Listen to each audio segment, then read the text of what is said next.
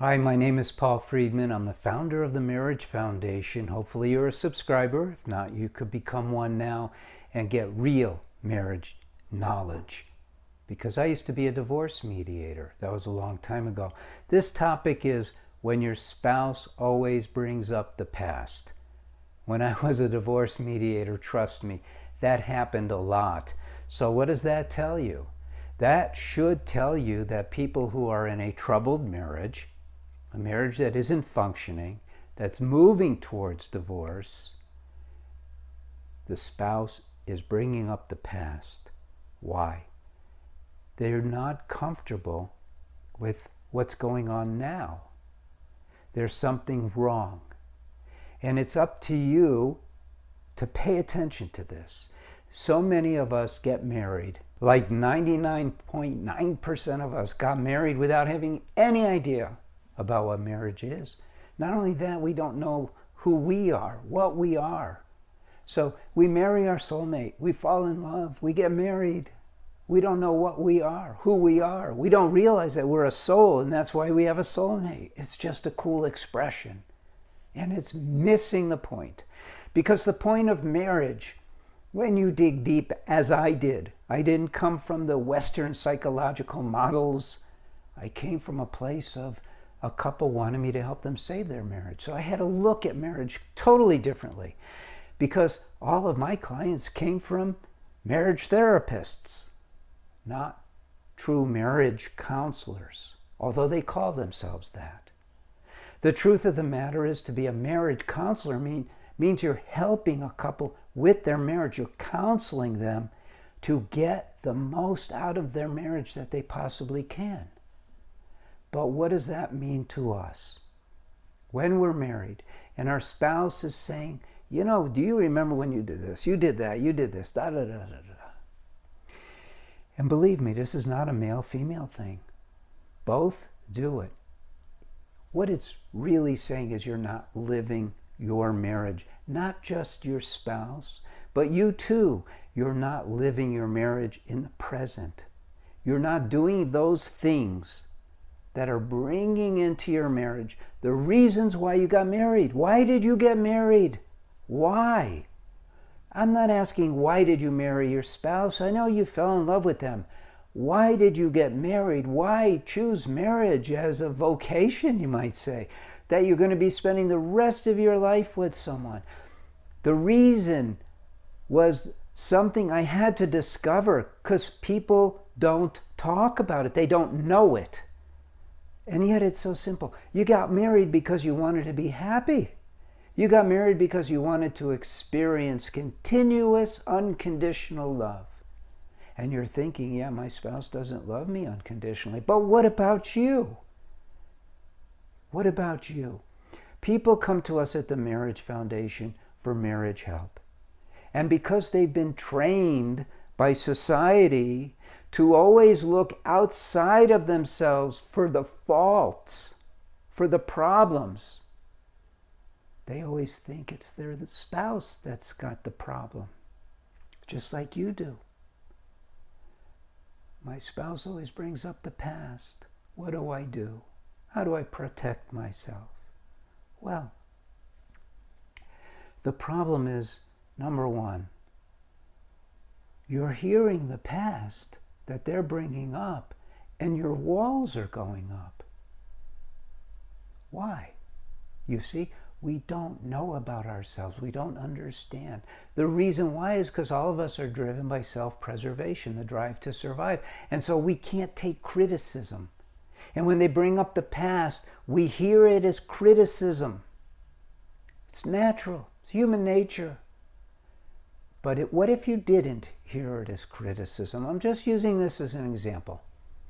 What if instead of hearing it as criticism, you look past your own ego's reaction and you thought, oh, he or she is not happy at this moment. Now, what if the message to you was, I'm not feeling happy at this moment? Again, your ego's reaction would be, what did I do? But your heart's response to your spouse's unhappiness has to be a loving response from the heart. It should be along the lines of, oh, let's talk about how wonderful our life is. Or you're so beautiful. Or you're so handsome. Or, you know what? I heard you just say what you said, but I look at you and my heart just opens to you. I can't even think about that. I just think about hugging you, holding you, taking care of you in some way, giving you something, being there for you. You see, it is from where we come from that determines how we behave.